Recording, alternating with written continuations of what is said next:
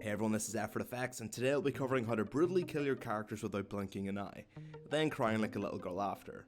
Without further ado, let's get stuck into two common questions people ask about this subject. How do I kill off characters I love? Easily and with ruthless efficiency. How do I kill off characters I hate? Easily and with ruthless efficiency. What did you think from my cute face that I had a heart? You thought wrong, mortals.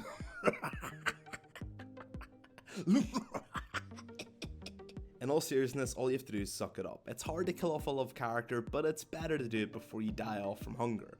I mean, writing isn't exactly a money printing machine when you're starting. When to kill off your characters? There's a lot of factors that go into this, but it can be summarized by three impacts. Emotional impact, such as your MC's mother and father dying by an antagonist, which makes your MC dedicate his life to training and preparing to defeat that antagonist. If the death isn't motivating someone to get angry or making them fall into tears to the point they can't move on, the death might not be needed or could be moved somewhere else. Many people do deaths as a cheap tearjerker, but control yourself to only killing characters if it will affect the other characters in some deep, meaningful way. This is typically done at a climax to elevate it, or a slow point to elevate it in your book. Deaths can make climaxes even more effective, and slow points can feel just the right time for your character to bleed out, making the slow death of your character fit in with the pace of the current book. I'll be getting more into this later though. Plot impacts. Deaths, as well as being emotional, can also be done to push the plot forward. When Dumbledore dies in Harry Potter, he dies to save Harry. This changes the plot, obviously. From here, Harry is emotionally broken, having had his last protector die, pretty much leaving him out in the cold. This forces him to change his path of education to one outside of Hogwarts, which Rowling used to help change the setting on which the book takes place.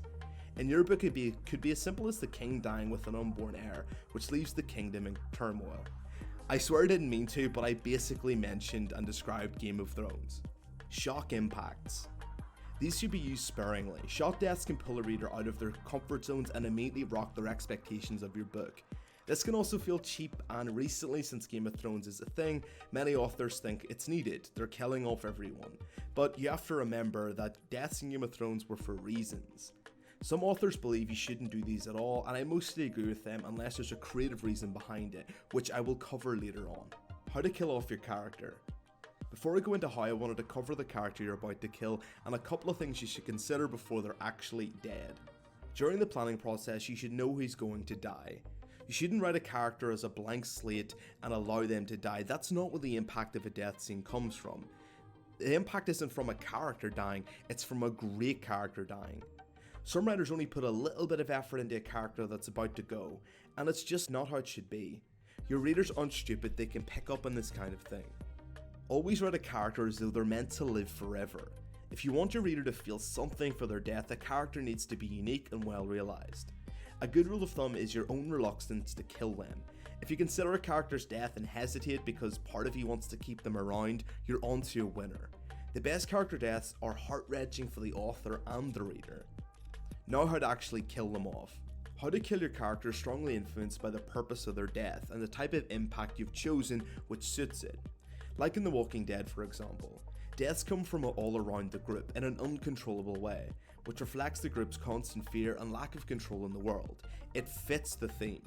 In Spider-Man, Uncle Ben's death was sudden and could have been controllable to Peter, and it stemmed from his own actions. Because of this, he takes his famous last words seriously and uses his power for good. The guilt from this scene, as well as knowing he could have done something about it had he had enough will because he had the strength, was a great left-right that leaves it in your head so clearly and so vividly, which is why the character's loved so much. If you want shock impact to portray the theme of no control in your story, have the deaths be by something seemingly innocuous or something completely outside the character's control. If you want to go for a love will save the world theme, then have your characters sacrifice themselves to save the MC.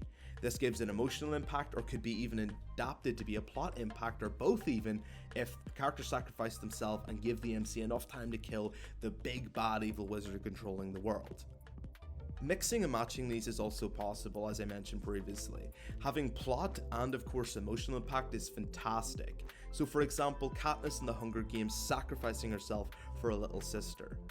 In summary, have the physical death emphasize and impact a theme or a plot point you want thematically. If you can't think of one of these reasons, the character probably shouldn't die. This is up to you and will take time, but if you well plan it out and pull it off, it absolutely hits the right chords you'll want. Now a couple of super quick tips. Don't bring them back. Shill time, I have a video on bringing your characters back to life and the rules. Here's a summary. Bringing them back to life can cheapen your book so much that it will end up in a bargain bin, so avoid doing it. Killing your protagonist. This is okay-ish, but it depends on your genre. Doing a tragedy, great, have at it. If you're doing a YA book that's only halfway through, you should avoid it. In general, avoid this unless you've experienced and you have a genuine reason behind it and it's well thought out. In summary, think of what kind of impact you want the death to have and reflect that on other characters. I can't explain to you how to do this perfectly. All I can say is think about what you're doing. A lot of people just kill off characters because they believe that's what you're meant to do. Think of the ramifications. What are other characters going to think when they die? How will the story progress when they die? Will it motivate someone? Is it a tearjerker? Was the character built up right and loved beforehand? If you think of the impacts, if it fits your theme, and then after those have been done, you think of the ramifications of the death on the world. If you can just think of those three basic things, you'll be in a fantastic shape and you'll write a perfect death scene.